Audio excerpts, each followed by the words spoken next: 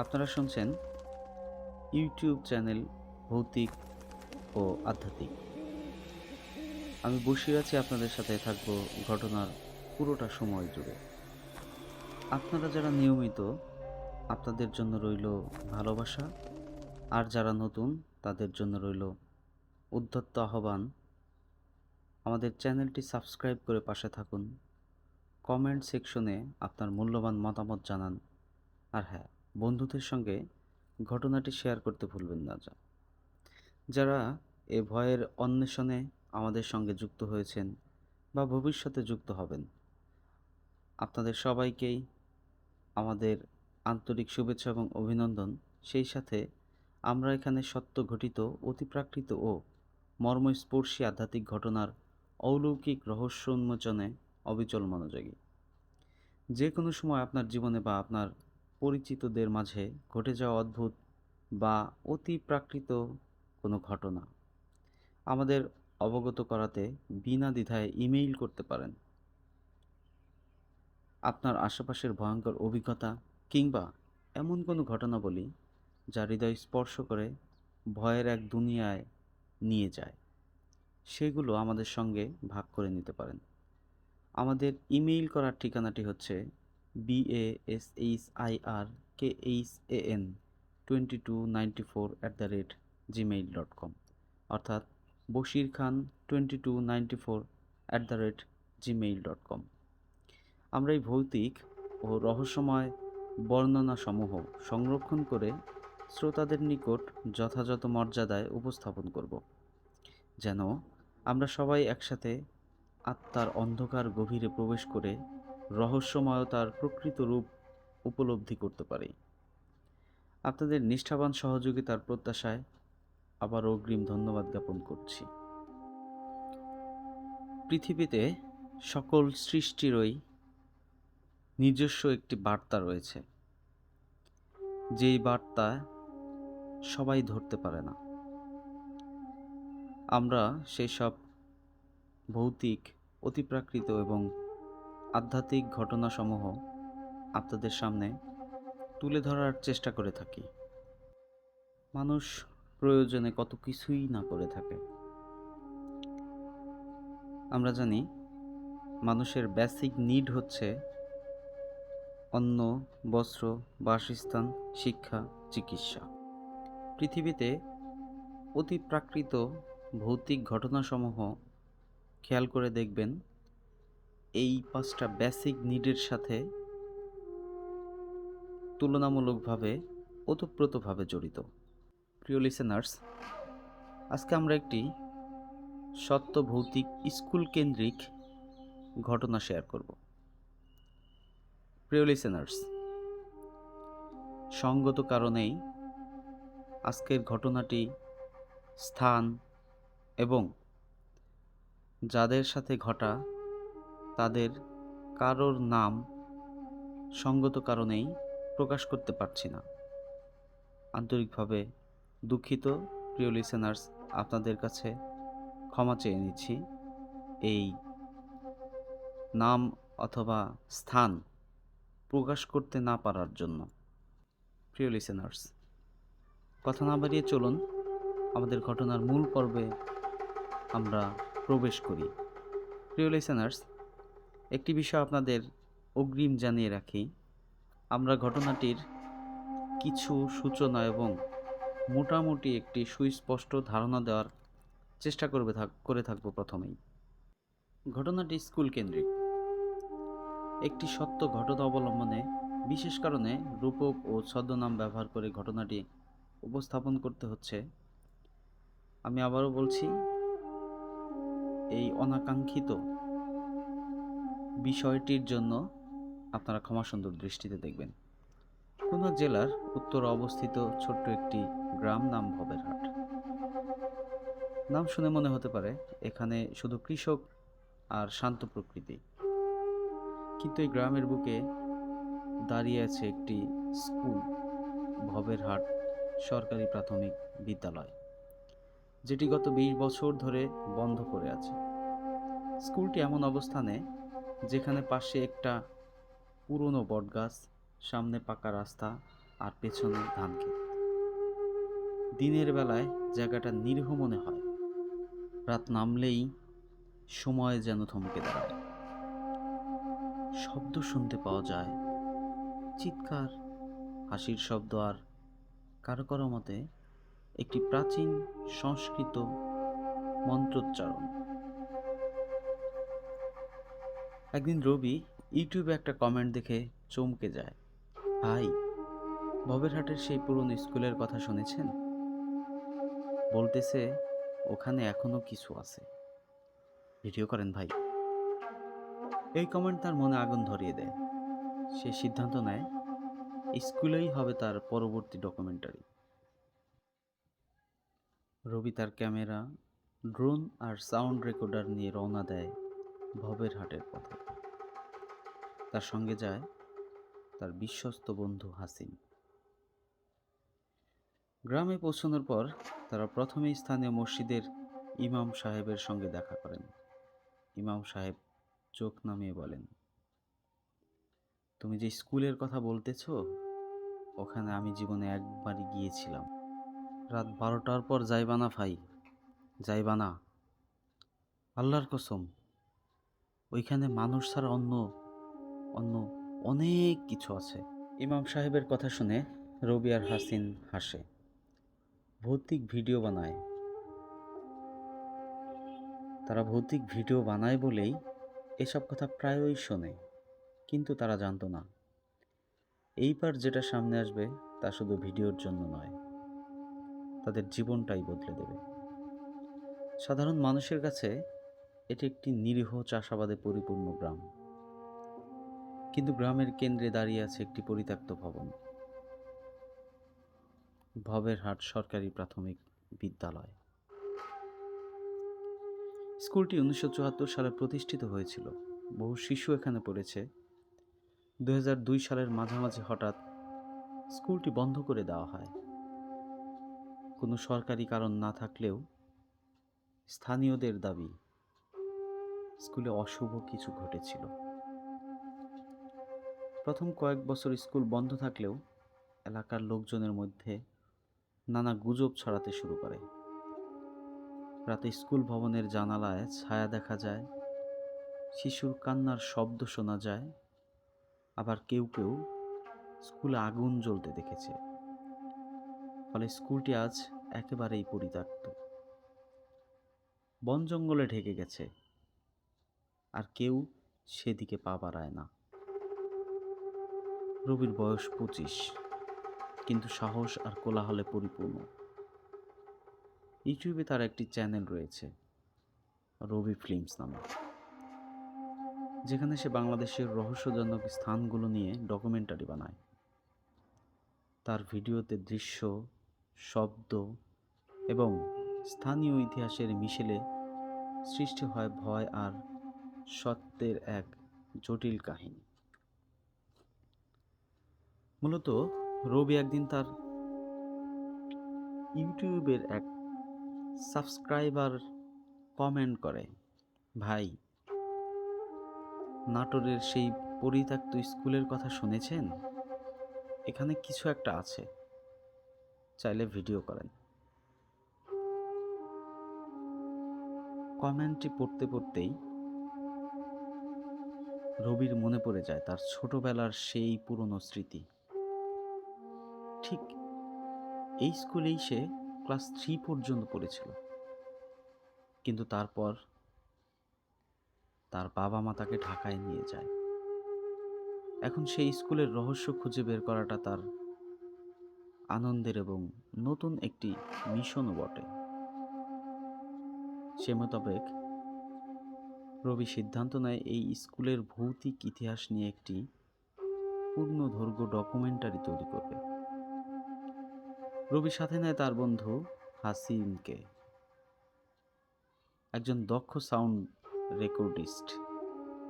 তারা 2টি DSLR camera, একটি নাইট ভিশন ক্যাম, ড্রোন, সাউন্ড রেকর্ডার ও ইএমএফ মিটার নিয়ে রওনা দেয় নাটোরের পথে। প্রিয় দর্শক, আপনারা অনেকেই জানেন ইএমএফ মিটার হচ্ছে অশরীরী কোনো কিছু যদি কোথাও থাকে বা কোনো স্থানে থাকে, তবে সেখানকার তাপমাত্রা নেমে যায় অথবা অনেক স্বাভাবিকের চাইতে অনেক বেড়ে যায়। ঢাকা থেকে বাসে চেপে জৈনক সেই জেলায় পৌঁছায়। সেখান থেকে রিকশায় করে পরিত্যক্ত সেই স্কুলের উদ্দেশ্যে উক্ত গ্রামে পৌঁছায়। গ্রামে পৌঁছে তারা রবির দাদার পুরনো বাড়িতে, যেটা এখন বন্ধ, তবে ভুতুড়ে নয়, অন্তত এখন পর্যন্ত নয়। পরের দিন সকালে তারা একই গ্রামের একজন ইমাম সাহেবের সাথে কথা বলেন। ইমাম সাহেবের ভাষ্যমতে তিনি ওই স্কুলে গিয়েছিলেন। সময়কালটি ছিল 2005 সালের। তিনি 2005 সালের কোনো এক শীতের রাতে কেউ একজন মসজিদের মাইকে বলেছিল, স্কুলের ভেতর আগুন লেগেছে। আমরা কয়েকজন ছুটে গিয়েছিলাম, কিন্তু গিয়ে দেখে আগুন নেই। হ্যাঁ, কিছু ধোঁয়া দেখেছিলাম, আর এক এক জায়গায় যেন আগুন জ্বলছিল, কিন্তু সেটি আগুন ছিল না।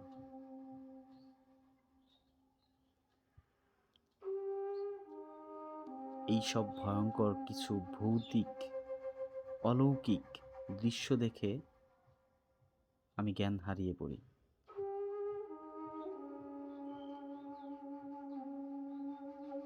রবি আর হাসিন একে ভূতের গল্প হিসেবে নেয়, তবে ভিডিওর জন্য এমন সাক্ষাৎকার বেশ চমকপ্রদ ও কার্যকরও বটে। তারা একে একে কয়েকজন প্রবীণ মানুষের সাক্ষাৎকার নেয়। কারো মতে স্কুলে নাকি এক সময় একটা ছেলে মারা গিয়েছিল ছাদের নিচে চাপা পড়ে। গ্রামের অন্যান্য প্রবীণ মানুষ তারাও কিছু ভিন্নধর্মী কথা তুলে ধরে রবির সামনে। একজন মাস্টার মশাই রাতের বেলা সিলেবাস বানাতে গিয়েছিলেন।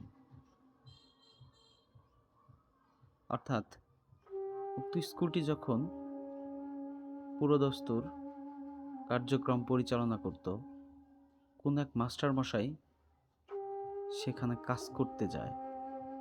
স্বাভাবিক অর্থে কোনো একটা চাপের কারণে দিনের বেলা কাজটুকু করতে না পারলেও রাতের বেলা উক্ত মাস্টার কাজটি করতে যান।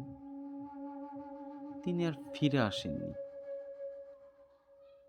তার লাশ মিলেছিল পেছনের এক বাঁশঝাড়ে।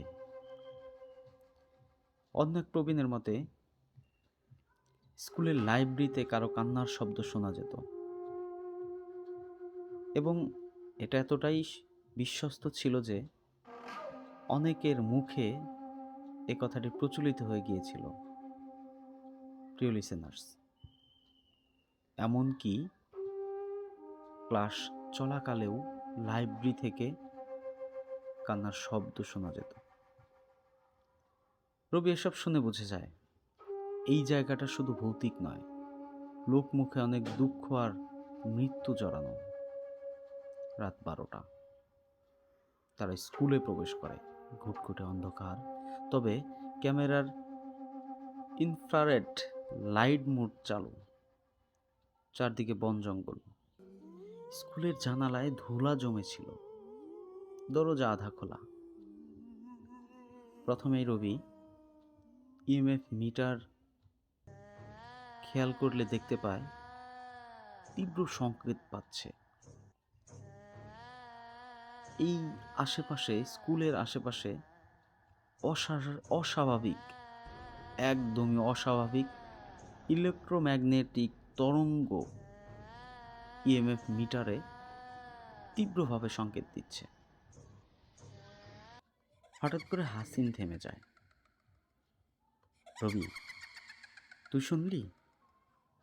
কান্নার মতো একটা আওয়াজ আসতেছে সামনে থেকে। তারা শব্দ অনুসরণ করে পৌঁছায় স্কুলের লাইব্রেরির সামনে। দরজাটা হালকা খোলা। ক্যামেরাটা চালু রেখে তারা ভেতরে ঢুকে। প্রিয় লিসেনার্স, রবি এবং হাসিন যা কখনো কল্পনাও করেনি সেরকম এক অদ্ভুত ঘটনা ঘটে যায় তাদের সাথে। ভেতরে ঢোকার সাথে সাথেই দরজাটা প্রচণ্ড শব্দে নিচ থেকে বন্ধ হয়ে যায়। মনে হচ্ছে কেউ যেন প্রচণ্ড রাগে দরজাটি বন্ধ করে দিয়েছে। রবি দৌড়ে দরজা খোলে, কিন্তু কেউ নেই।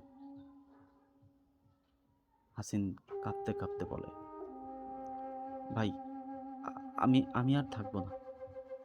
কিছু একটা আছে এখানে, নিশ্চয়ই কিছু একটা আছে।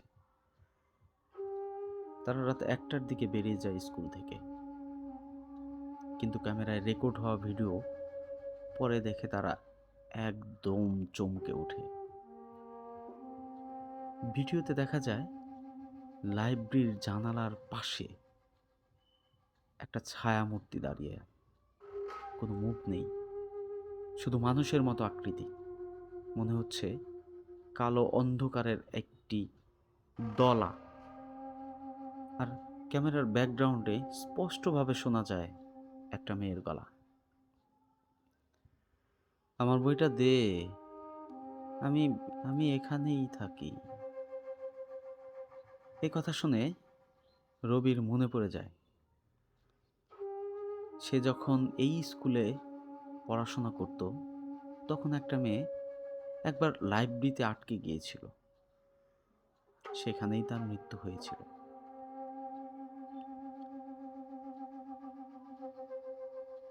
বইটা দে, আমি এখানেই থাকি। রবির মনে হচ্ছিল এই কথাটুকু যে কণ্ঠে বলা হলো বা যে কণ্ঠে শুনতে পেল, সে যখন এই প্রাইমারি স্কুলে পড়তো তখন যে মেয়েটি মারা গিয়েছিল সেই মেয়েটির গলার একদম হুবহু গলা। রবি আর হাসিন সারা রাত ঘুমাতে পারেনি। স্কুল থেকে ফিরে আসার পর তারা ভিডিও ফুটেজ রিভিউ করছিল আর একবার, আর বারবার কান্নার আওয়াজ আর ছায়ামূর্তি দেখে গায়ে কাটা দিচ্ছিল। হাসিন স্পষ্ট জানিয়ে দেয়, ভাই, আমি আর যাব না ওখানে, কিছু একটা আছে, আমি শিওর, আছেই আছে। কিন্তু রবি থামবার মানুষ নয়। সে জানে সত্যিকারের ভয়ের ভেতরেই লুকিয়ে আছে তার ক্যামেরার সেরা গল্পটা। সে হাসিনকে বোঝায় এই ভিডিও ডকুমেন্টারি যদি শেষ করা যায়, এটা তার ক্যারিয়ারের টার্নিং পয়েন্ট হবে না, বরং স্কুলের রহস্যও উদ্ঘাটিত হবে। অবশেষে হাসিন রাজি হয়, তবে বলে, এইবার গেলে কেউ দরজা বন্ধ করলে আমি আমি দৌড় দিব। তুই ক্যামেরা নে, আমি পেছন সামলাবো। দুপুরে তারা গ্রামের প্রাক্তন প্রধান শিক্ষক গোলাম হাফিজ সাহেবের সঙ্গে দেখা করে। এখন 80 বছর বয়স তার। তিনি একসময় এই স্কুলের হেডমাস্টার ছিলেন। চোখ মুখে ক্লান্তি আর গভীর স্মৃতি নিয়ে তিনি বলেন, তোমরা যদি সত্যি জানতে চাও তবে পুরনো অফিস রুমে যাও। ওখানে একটা পুরনো ট্রাঙ্কে কিছু কাগজ ছিল যেগুলো সরকারিভাবে কখনো জমা দেওয়া হয় নাই, কিন্তু সাবধানে যাইও, কারণ ওই ট্রাঙ্ক খুললেই কিছু জেগে ওঠে। রবি বিস্মিত হয়, কি ধরনের কাগজ? 1997 সালের এক ঘটনার রিপোর্ট এটি। তখন স্কুলে একটি মেয়ে স্টুডেন্ট নিখোঁজ হয়। নাম ছিল নাজমা। সবাই ভাবছিল পালিয়ে গেছে, কিন্তু স্কুলের লাইব্রেরির রুমেই পড়ে থাকে তার মৃতদেহ। পরবর্তী যা খুঁজে পাওয়া যায়, তারপর থেকেই অদ্ভুত কিছু শুরু হতে থাকে। এই কথা শুনে রবি ভাবে, ভিডিওর প্রথম রাতেই যে মেয়ের কণ্ঠ শোনা গিয়েছিল সে কি এই নাজমা, নাকি অন্য কেউ? ঠিক সেদিন রাতেই তারা আবারও স্কুলে ঢোকে। সেফটি হিসেবে আল্লাহর পবিত্র কালাম, কোরআন শরীফ, কিছু তাবিজও রাখে, আর গ্রামের ইমামের পরামর্শে তারা বেশ কিছু সরঞ্জামাদি নিয়ে যায়। তাদের লক্ষ্য স্কুলের পুরনো অফিস রুমে থাকা সেই ট্রাঙ্ক খোলা। প্রিয় দর্শক, এতক্ষণ আপনারা যতটুকুই শুনেছেন, সবার উদ্দেশ্যেই বলবো একটু নড়ে চড়ে বসুন। মূল ভৌতিক কর্মকাণ্ডের ঘটনা ঠিকের পর থেকেই জঙ্গলের ভেতর দিয়ে হেঁটে স্কুলে ঢুকে তারা পৌঁছায় অফিস রুমে। বরাবরের মতো দরজা সেই আগেই আধখোলা। ঘরের ভেতর পচা স্যাঁতসেঁতে কাগজের গন্ধ। কোন একটা লোহার পুরনো ট্রাঙ্ক, যার উপর ধুলো আর মাকড়সার জাল। রবি ধীরে ধীরে ট্রাঙ্কের দিকে এগিয়ে যায়। যদিও রবি একজন ইউটিউবার এবং এই ধরনের রহস্য উন্মোচিত করতে কর্মব্যস্ত থাকে, তবুও মনের ভিতরে এক অজানা ভয় ভর করে। মনে হচ্ছে চারপাশ স্তব্ধ, একটি টু শব্দ হলেও যেন কানে বাজছে। মনকে শক্ত করে রবি ধীরে ধীরে এগিয়ে যায় ট্রাঙ্কের দিকে।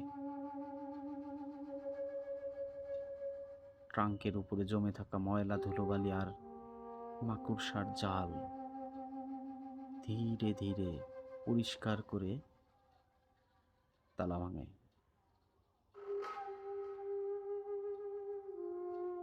ঠিক তালা ভাঙার সাথে সাথেই টিক টিক টিক টিক শব্দ। হুট করে একটা ঠান্ডা বাতাস বয়ে যায় ঘরের ভেতর। ইএমএফ মিটারটি ধরে আছে হাসিন। হাসিন দেখতে পায় ইএমএফ মিটারের লাল বাতি উচ্চ তরঙ্গে সম্পূর্ণ ভোল্টেজে বাড়ি দিয়ে গেল। এদিকে রবি ঢাকনা খুলতেই ভেতর থেকে ধোঁয়ার মতো কিছু একটা বেরিয়ে আসে, সঙ্গে একটি শিশুর গলা। তুই কেন এলি? তুই কেন এলি? আমাদের ঘুম ভাঙাবি না?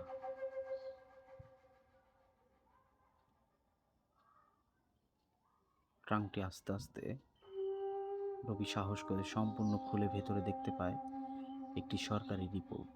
নাজমা আক্তার, বয়স 11, নিখোঁজ 3 দিন পর মৃত্যু। মৃত্যুর কারণ গলায় দড়ি, সন্দেহভাজন অজ্ঞাত। কিছু শিশুর আঁকা ছবি, তাতে অদ্ভুত চেহারার ছায়ামূর্তি। একটি ফাইল যার উপর লেখা গুপ্ত শিক্ষিকা রহিমা বেগমের চিঠি, একদম ব্যক্তিগত। চিঠির ভাষাগুলো অদ্ভুত। সেখানে লেখা ছিল,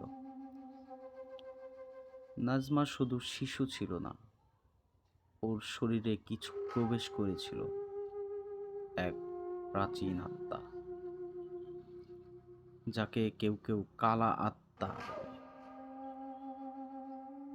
আমি চেষ্টা করেছিলাম বের করতে, কিন্তু কিন্তু সে আগেই তাকে নিয়ে নিয়েছে। এই চিঠি পড়ে রবি স্তব্ধ হয়ে যায়। রহিমা বেগম নামটা তার পরিচিত, ভীষণ পরিচিত। সে এক সময় এই স্কুলে এক বাচ্চাদের হোমিও চিকিৎসক হিসেবে কাজ করতেন। কেউ কেউ তাকে ঝাড়ফুঁকের মা বলেও ডাকত। রবি এবার খোঁজ নেয় রহিমা বেগম কোথায় আছেন, বা তার কোনো আত্মীয় আছে কি না। একজন স্থানীয় দোকানি,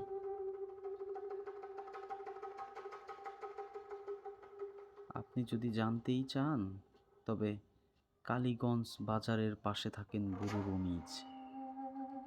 একসময় তান্ত্রিক ছিল, এখন কিছু করেন না, কিন্তু জানেন অনেক কিছু। রবি ও হাসিন রওনা দেয় রমিজের খোঁজে। তাদের উদ্দেশ্য রমিজের সাথে কথা বলা এবং ডকুমেন্টারির কাজে তথ্য সংগ্রহ করা। রমিজ এক কাঠের ঘরে বসে, চোখে কালো চশমা, গলায় রুদ্রাক্ষ, সামনে ধোঁয়া উঠছে আগরবাতি থেকে। সামনে যেয়ে বসে রবি। রবি আস্তে আস্তে তাদের সাথে ঘটে যাওয়া সম্পূর্ণ ঘটনা রমিজের সাথে শেয়ার করতে থাকেন। দীর্ঘ একটি নিঃশ্বাস ফেলে রবি বলেন, ওই স্কুলে আত্মা আছে, একটা নয়, তিনটা।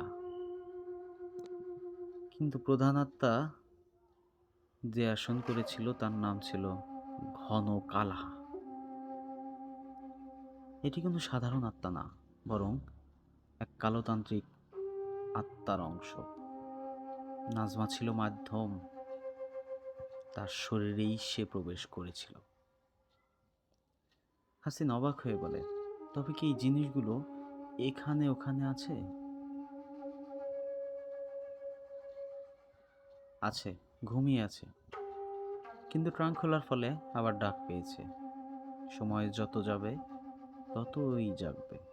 রমিজ আরও বলেন, তোমরা যদি ভিডিও বানাতে চাও বানাও, কিন্তু সাবধান, কেউ যদি ওই স্কুলে পুরনো ঘড়ির কাঁটা ঘোরায়, ওই ঘন্টা বাজায়, বা লাইব্রেরির 3 নম্বর বইটা খুলে দেখে, তাহলে ঘনকাল আবার পূর্ণ শক্তিতে জেগে উঠবে। রবি ব্যাগ খুলে বইটা বের করে। পুরনো নীল রঙের, আর কভারে লেখা চিলড্রেন অফ সাইলেন্স। রমিজ হতভম্ব।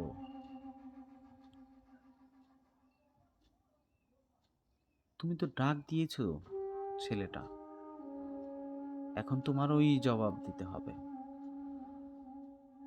ঠিক আছে। রমিজের ভাষ্যমতে এই রবিকেই এখন ছেলেটার ভুলের কারণে জবাব দিতে হবে। হাসিন ভয় পেয়ে গেলেও রবি জেদ দেখে সঙ্গ ছাড়তে পারে না। তারা রমিজের সাথে কথা বলে আবার ফিরে আসে। ঠিক তার কিছুদিন পরেই রাত 11টার দিকে প্রস্তুতি নেয়। ফুল চার্জড ক্যামেরা, রেকর্ডার, ধূপ, এক বোতল পানির মধ্যে রমিজতান্ত্রিক কিছু মন্ত্র পড়ে দিয়েছিল, এবং সেই 3 নম্বর বই, চিলড্রেন অফ সাইলেন্স। তারা ঢুকে পড়ে স্কুলে। স্কুল যেন আজকে আরো অন্ধকার, বাতাস ঠান্ডা আর হালকা গন্ধ, যেন পোড়া কিছু। লাইব্রেরির ঘরের দরজা খোলা, বাতাসে কাঁপছে। ভেতরে তারা বসে পড়ে একটি মোম জ্বালিয়ে। আর রবি ধীরে ধীরে বইটা খোলে।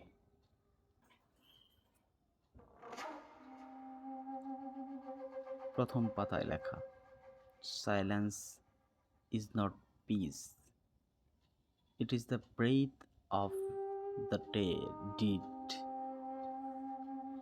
এরপর পাতায় পাতায় অদ্ভুত ভাষায় কিছু মন্ত্র, ছবির মতন চিহ্ন, আর একটা চ্যাপ্টারে বড় অক্ষরে লেখা, ঘন কালার আহ্বান পদ্ধতি। হাসিন ভয় পেয়ে, বন্ধ কর রবি, আমার কিচ্ছু ভালো লাগছে না। রবি এক পাতায় আলতো ছুতেই বইয়ের ভেতর থেকে আচমকা হাওয়া উঠে আসে। ঘরের সব দরজা জানালা নিচ থেকেই বন্ধ হয়ে যায়, বাতি নিভে যায়, কাঁপতে থাকে ক্যামেরাটি। পুরনো স্কুল ঘড়ি, যা বিগত 20 বছর ধরে বন্ধ, হঠাৎ করেই ঘন্টা বাজাতে শুরু করে, টন টন টন। এই শব্দে যেন গোটা স্কুল জমে ওঠে। ঘড়ির নিচেই দেওয়ালে একটা ছায়া স্পষ্ট হয়ে ওঠে, দীর্ঘ কুঁজো হয়ে হাঁটা এক আকৃতি, যেটার মাথা নেই আর পেট থেকে দোয়া বের হচ্ছে। রবি থমকে যায়, সে দেখছে, কিন্তু ক্যামেরায় কিচ্ছুটি রেকর্ড করছে না, যেন কিছুই নেই। তখনই ঘরের কোণ থেকে আবার সেই মেয়ের গলা, ওকে জাগিয়েছো, এখন পালাও যদি পারো। হঠাৎ করেই হাসিন মাটিতে পড়ে যায়, তার শরীর কাঁপছে, চোখ উল্টে যাচ্ছে, যেন ঠিংড়ে বের হয়ে যেতে চাচ্ছে চোখ। তার গলা দিয়ে বের হচ্ছে আরেকটি কণ্ঠ, গভীর কর্কশ।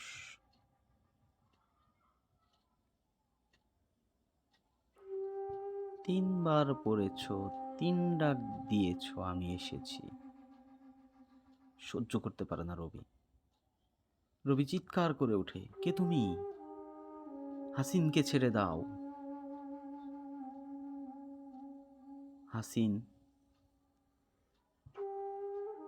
হাসিনের মুখে সেই কণ্ঠটা বলে ওঠে, আমি শিক্ষক ছিলাম, আমি ছিলাম সাধক, আমি ঘন কালা, যার আত্মাচরণ এই স্কুলে, এই জমিতে। আমার মাঝেই ঢুকিয়েছ আলো, আমি ফিরবো ছায়া হয়ে। রবি তাড়াতাড়ি রমিজের দেওয়া পানিটা ছিটায় হাসিনের গায়ে। কিছুক্ষণ পর সে শান্ত হয়, কিন্তু চোখের নিচে কালো দাগ, নিঃশ্বাস থেমে থেমে যাচ্ছে।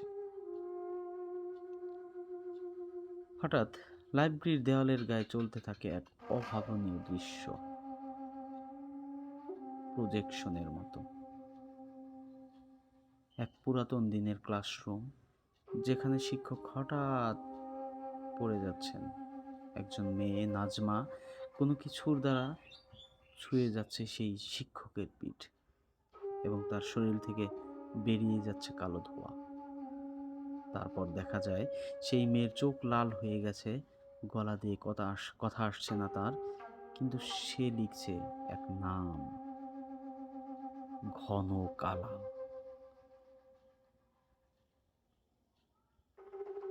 ঘটনাগুলো যেন সময়কে উল্টে আমাদের সামনে হাজির করছে। এই সময় হঠাৎ একটা দেওয়াল ফেটে যায়, আর দেখা যায় মাটির নিচে নামার এক সুড়ঙ্গ। সেই সিঁড়ি রবির জানা ছিল না। রবি তার জীবনের সবচেয়ে বড় ভুলটি করে ফেলে এখানেই। সে এক দুঃসাহসী সিদ্ধান্ত নিয়ে সিঁড়ি দিয়ে নামবে বলে মনস্থির করে। যেই ভাবা সেই কাজ। সিঁড়ি দিয়ে আস্তে আস্তে নিচে নেমে দেখতে পায় এক পুরনো বেদি, তামার মূর্তি, রক্তের দাগ, আর মাটিতে খোদাই করে লেখা কিছু মন্ত্র। এগুলোর পাশেই আছে ছোট একটা বোতল, যার ভেতরে ঘোলা লাল কিছু একটা ঘুরছে। এখানে এই ঘনকালার পূর্ণ বসবাস, এটা বুঝে যায় রবি। রবি ফিরে আসে ভোরের দিকে, হাসিব কিছুটা সুস্থ। সকালে তারা দুজনে আবার রওনা দেয় সেই রমিজের কাছে, তাদের সাথে ঘটে যাওয়া সকল কথা রমিজকে বলার জন্য। যখন তারা রমিজের কাছে পৌঁছায়, রমিজ মুখ কালো করে বলে, তুমি শুধু জাগাওনি, তুমি আসনের বাঁধন ভেঙে দিয়েছ। এখন সে খুঁজবে শরীর, খুঁজবে মাধ্যম। তোমার ভিডিও দেখে কেউ যদি আবার বইটা পড়ে, আবার ডাক দেয়, তবে সে ছড়িয়ে পড়বে। রবি ভয় পায়, তবে কি এই ভিডিও রিলিজ করা উচিত? রমিজ তখনই বলে, তোমার কাজ শেষ হয়নি, বরং এখনই শুরু। সে ঘুমিয়েছিল, তুমি জাগিয়েছ, এখন তোমাকেই তাকে থামাতে হবে।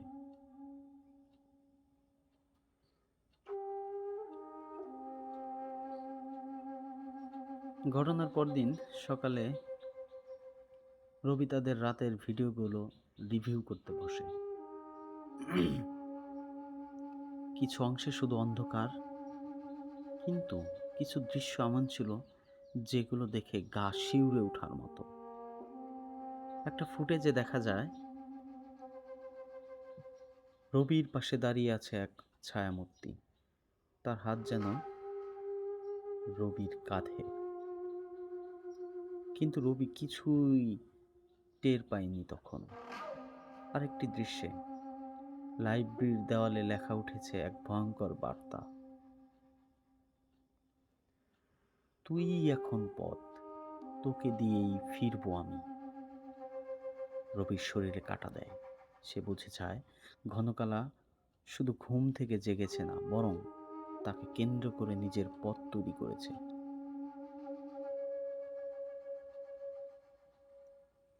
গ্রামের বয়স্করা রবিকে বলে এক পাগল নারীর কথা, জমেলা।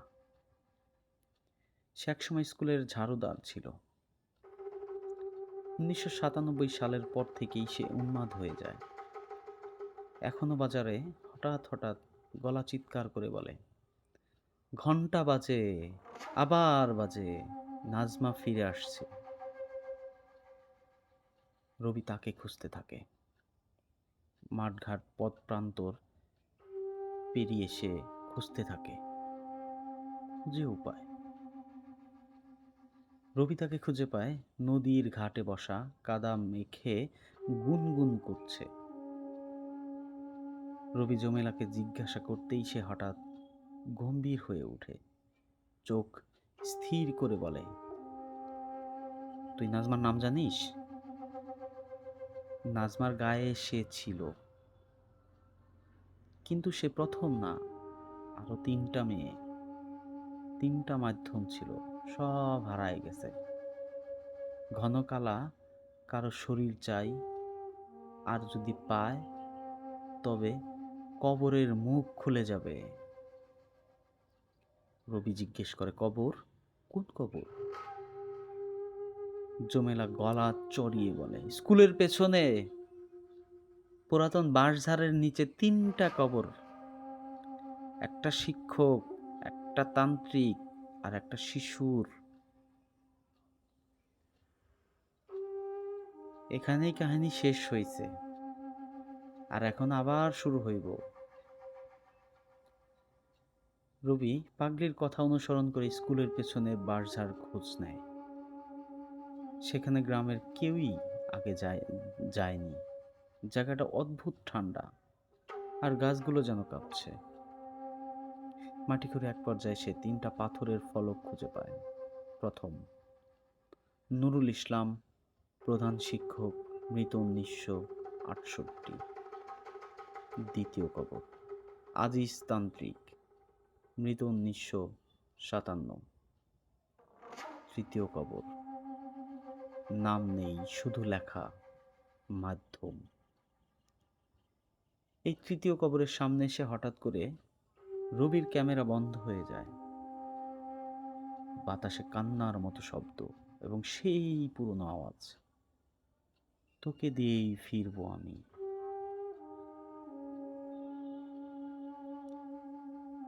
রাতে রবি ঘুমিয়ে পড়ে, কিন্তু তার স্বপ্নে ঘন কালা কথা বলে,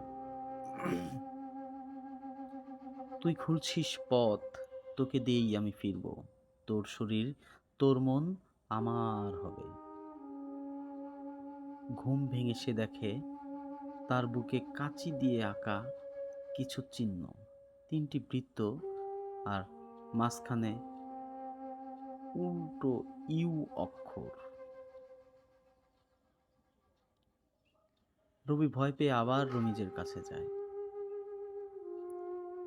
রমিজ দীর্ঘক্ষণ চুপ থেকে বলে, তোর উপর সিল বসেছে, 3টি রাত সময় আছে। যদি 3 দিনের মধ্যে মাধ্যম কবর সিল না করে ফেলা যায়, তবে তুমিই হবে নতুন মাধ্যম। সে ফিরে আসবে পূর্ণরূপে, আর কেউ তাকে থামাতে পারবে না।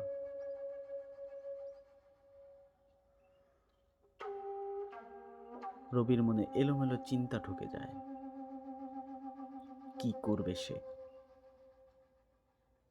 তার সামনে সুবিশাল ক্যারিয়ার পড়ে রয়েছে, সাথে হাসিনের জীবন জড়ানো।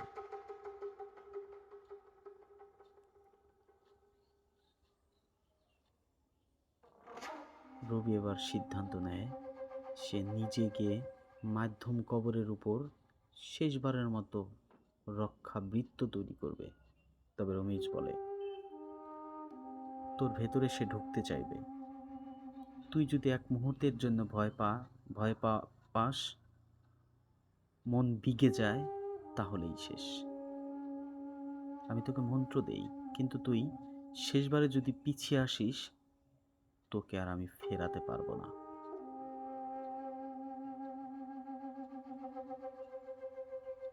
পরপর 3টি রাত রবি স্কুলে ফিরে আসে। তৃতীয় রাতের ঠিক শুরুতে সঙ্গে 1 বোতল পবিত্র পানি, সুরক্ষিত মাটি, রুদ্রাক্ষের মালা আর রমিজের লেখা মন্ত্র। রাত্রি 2টা, সে কবরের সামনে মন্ত্র পড়া শুরু করে। ঠিক সেই মুহূর্তে হঠাৎ বাতাস বন্ধ হয়ে নিস্তব্ধ হয়ে যায়।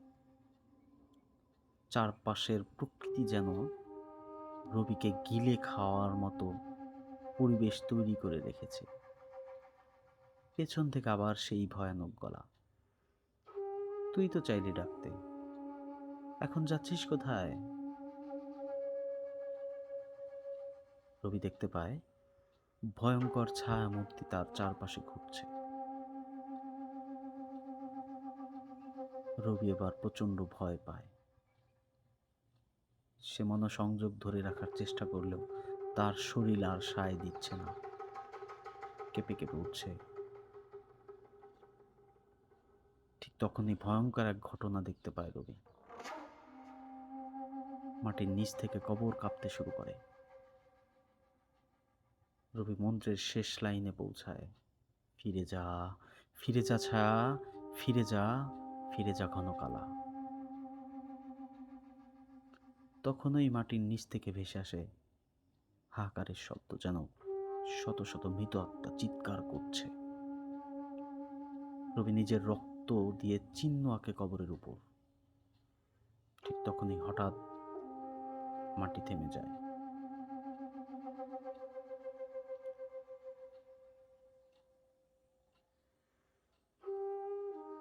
সকাল হয়। রবি কবরের সামনে নিঃশব্দে বসে, যেন তার শরীর নিঃশেষ হয়ে গেছে। কিন্তু তার চোখের নিচে এখনো সেই কালি, আর বুকের চিহ্ন পুরো মুছে যায়নি এখনো।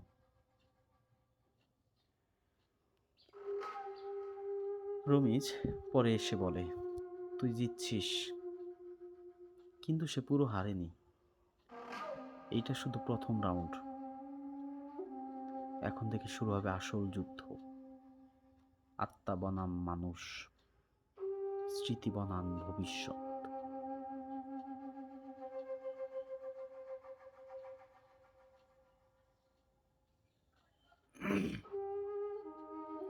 কবরের ঘটনাটি ঘটে যাওয়ার পর রবি বুঝতে পারে তার শরীর আর আগের মতো নেই। আয়নায় তাকালে কখনো নিজেকে অচেনা লাগে। ঘুমে চোখ বন্ধ করলেই দেখা যায় এক বিশাল ছায়া তার মাথার উপর উল্টো হয়ে ঝুঁকে আছে। এবং প্রতিদিন ঠিক দুপুর 12:44 তার বুকের মাঝে একটা অদ্ভুত জ্বালা হতে শুরু হয়, যেটা শেষ হয় সেই কণ্ঠস্বর দিয়ে। সে এবার নতুন করে বলে, আমি তোকে ভেতর থেকে করছি।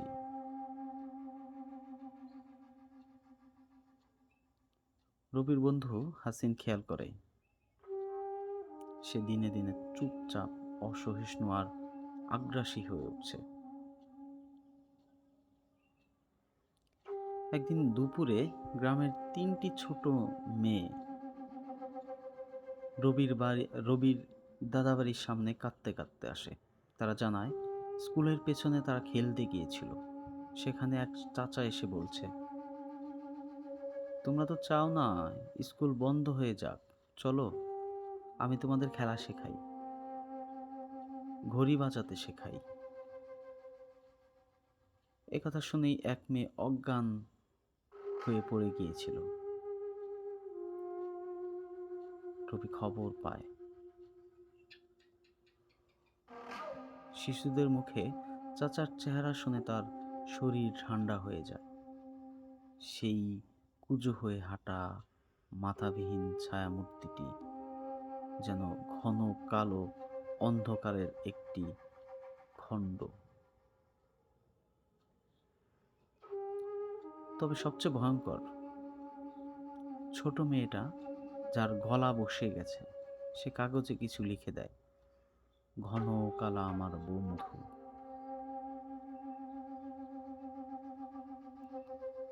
সেদিন রাতে রবি আবার দুঃস্বপ্নে ডুবে যায়, কিন্তু এবার সেখানে একজন বৃদ্ধ লোক উপস্থিত হন।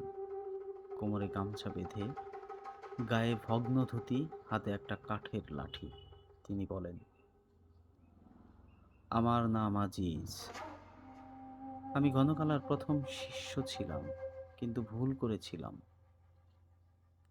অন্ধকার জিনিস খেলনার মতো খুলে ফেলেছিলাম।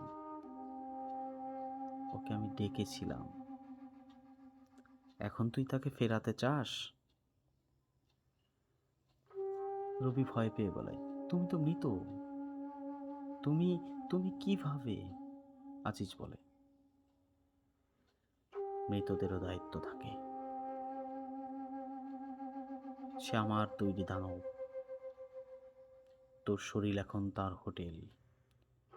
সে পুরোপুরি ঢুকতে পারছে না, কারণ এখনো একটা দরজা বন্ধ আছে। তুই নিজের রক্ত দিসনি।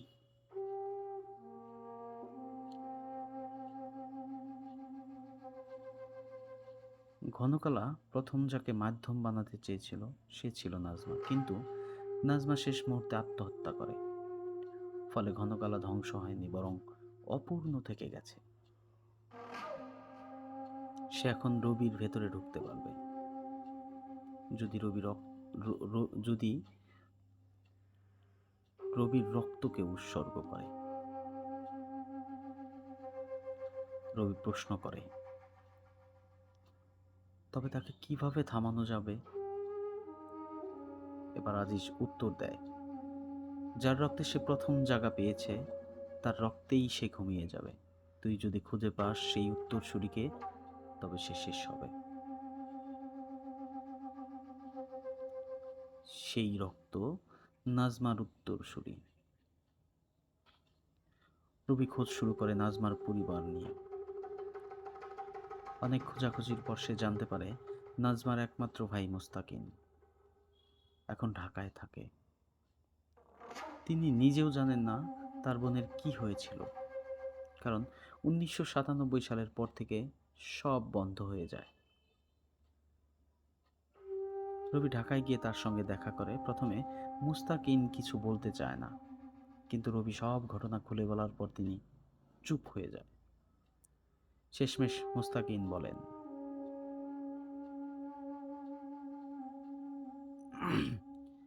আমার মেয়ে রোমানা ছোটবেলা থেকে একাকী করে, কিন্তু অবাক ব্যাপার, সে প্রায়ই আঁকে একটা কুয়াশার ভেতর দাঁড়ানো স্কুল, একটা গম্ভীর ঘড়ি আর একটা ছায়া।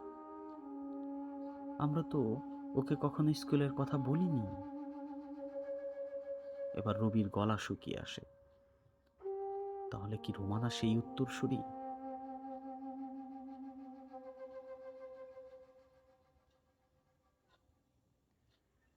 ঢাকা থেকে ফিরে আসার পথে রবির গাড়ি ব্রেক ফেল করে। এক ভয়াবহ অ্যাক্সিডেন্ট হয়, কিন্তু বেঁচে যায় সে অল্পের জন্য। কোনোরকম ভাবে সে ফিরে আসে তার দাদার বাড়ি। একদিন এক ঘুমের ভেতর আবারও সেই কণ্ঠ দেখতে পায় রবি। তুই রক্ত খুঁজছিস আর আমি সময় কিনে নিচ্ছি। সময় শেষ হবে, তুইও শেষ হবি। রাফি বুঝতে পারে আর সময় নেই। রোমানা যদি শেষ চাবিকাঠি হয়, তাহলে তাকে আর অপেক্ষা করা যাবে না। সে রমিজের সাহায্যে প্রস্তুতি নেয়। স্কুলে আবারও এক রাতের আয়োজন, যেখানে সে রোমানাকে নিয়ে আসবে এবং ঘনকালাকে সমাপ্ত করার চেষ্টা করবে। রমিজ বলে, তুই যদি ভুল করিস তাহলে শুধু তুই না, ও মেয়েটাও যাবে। কিন্তু তুই যদি সাহস রাখিস তাহলে ইতিহাস বদলে যেতে পারে।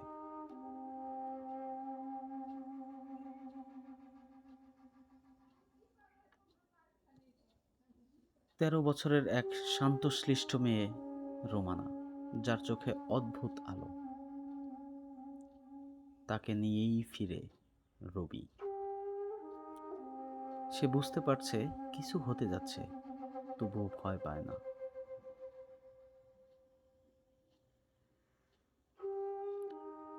রাত্রি 11টা। স্কুলে আছে এক অদ্ভুত নীরবতা। রমিত জানায়, ঘনকাল আজ সর্বশক্তি দিয়ে আসবে, কারণ আজ পূর্ণ চন্দ্রগ্রহণ, তার সবচেয়ে প্রিয় রাত। তুমি দুইজন প্রস্তুত তো? রবি ও রোমানা চোখে চোখ রাখে। ভয়কে জয়ের অঙ্গীকার বদলে নেয় তারা। রাত 12:44। ঠিক ঘড়িটি আবার বেজে ওঠে। টন টন টন টন টন টন। স্কুলের ঘরগুলো একে একে কাঁপতে থাকে। দেওয়ালে জমে থাকা কালি ভেসে ওঠে। হঠাৎ বিদ্যুৎ চলে যায়। আকাশে মেঘ জমে আর গাছগুলো একসাথে যেন চিৎকার করে ওঠে। ঘনকালা হাজির হয় না। এবার আর ছায়া নয়, এবার সে একদম পূর্ণ আকারে, এক বিশাল শরীর, যেটা জুড়ে আছে ধোঁয়া, ছায়া আর কালো কুচকুচে মাংস। মুখ নেই, কিন্তু গলার আওয়াজ পুরো স্কুল কাঁপিয়ে দেয়। তোরা আমাকে ডেকেছিলি, এখন তোরা পালাতে পারবি না। রোমানা হঠাৎ কাঁদতে কাঁদতে বলে, আমি আপনাকে চিনি না, আমি তো কিছু করিনি। ঘনকালা ফুঁসে ওঠে, তোর রক্তেই আমার জন্ম, তুই না চাইলেও তুই আমার পথ। ঠিক তখনই রবি রোমানার সামনে দাঁড়ায়। রমিজ, মন্ত্র পড়া শুরু করে, কিন্তু ঘনকালা মাটির নিচ থেকে হাত বের করে, যেন এক বিশাল হাত, ছুটে যায় রোমানার দিকে।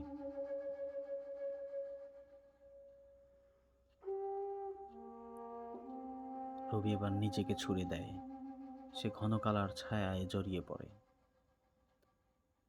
তখনই ঘটে এক অলৌকিক ঘটনা।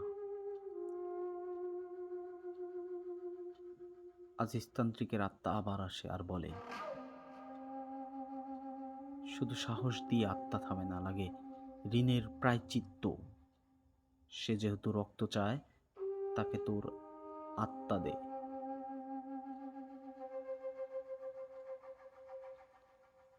এবার রবি কিছু না বলে চোখ বন্ধ করে ফেলে। নিজের বুকের উপর রোমানার আঁকা ছবিটা, ঘনকালার ছবিটা। তারপর সে বলে, আমি তোর শরীর, আমি তোর মাধ্যম, আমাকে নে, তাকে ছেড়ে দে।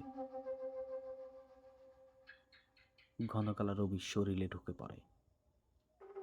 তখন রমেশ দ্রুত মন্ত্রের শেষ চরণ পড়তে থাকে। রোমানা কাঁদছে, রবি ধীরে ধীরে অদৃশ্য হয়ে যাচ্ছে। মন্ত্র শেষ হতেই একটা ধাক্কায় পুরো স্কুল কেঁপে ওঠে, যা বিলীন হয়ে যায়। রবি আর নেই, শুধু পড়ে আছে তার ঘড়িটা, যেটা 12:44 থেমে গেছে। সকাল হয়, স্কুলে আর কোনো অদ্ভুত আওয়াজ নেই, দেওয়াল পরিষ্কার, শিশুরা আবার ফিরে আসে। সবাই শুধু বলে, সব কিছু স্বাভাবিক লাগছে। কেউ জানে না গত রাতে কি ঘটেছিল। রমিজ বিদায় নেয় রোমানার কাছ থেকে, তার হাতে দিয়ে যায় রবির ঘড়ি আর বলে, তোর বাবার চেয়ে বেশি সাহস এই ছেলেটা দেখাইছে। রোমানা কাঁদে, কিন্তু আবার হাসেও, কারণ সে জানে কেউ একজন তাকে নিজের সব দিয়ে বাঁচিয়েছে। প্রিয় লিসেনার্স, কি ভাবছেন, ভয় কি শেষ? এর চেয়েও ভয়ঙ্কর ঘটনা সামনে ঘটতে যাচ্ছে। 3 মাস পর একটা নতুন ছেলেকে স্কুলে ভর্তি করা হচ্ছে, নাম রিহান। তার হাতে ঘড়ি, সেই ঘড়ি।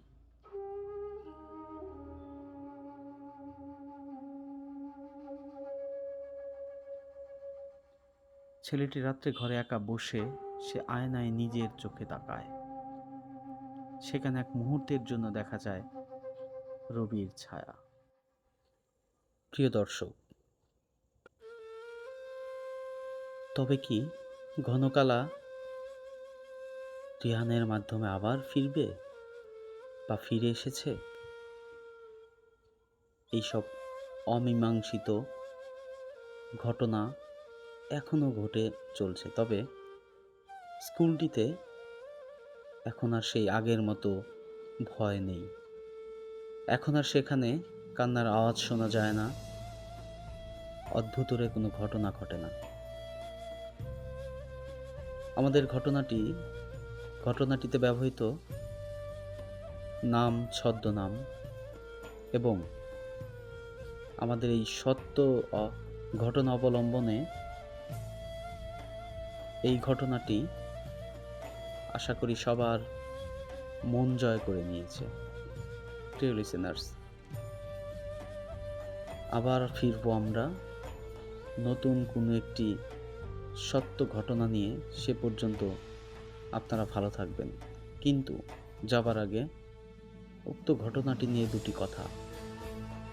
এটি শুধু একটি ভয়ঙ্কর ঘটনা নয়, এটি সাহস, আত্মত্যাগ আর অশরীরী শক্তির বিরুদ্ধে মানুষের লড়াইয়ের প্রতীক। রবি হয়তো নেই, কিন্তু তার সাহস রয়ে গেছে এই গ্রামে, সেই স্কুলে, যার আত্মবলিদানে স্বাভাবিক হয়ে এসেছে পরিবেশ।